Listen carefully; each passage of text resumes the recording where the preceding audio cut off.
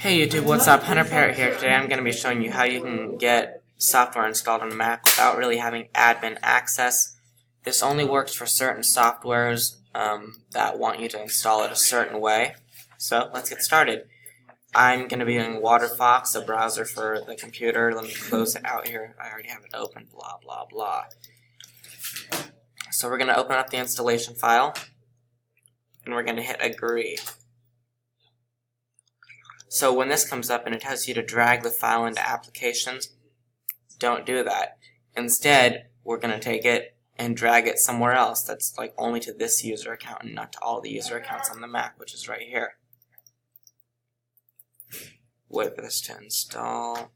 Okay, so it got done when it dragged it across. So now when it's on the desktop, you have WaterFox. Ta-da! Let's open it up, see what it does. WaterFox, though, is just like Firefox. See, I told you I already had it open. I said close, but apparently it didn't close. Oh well. But anyhow, that's how you do it. Deuces.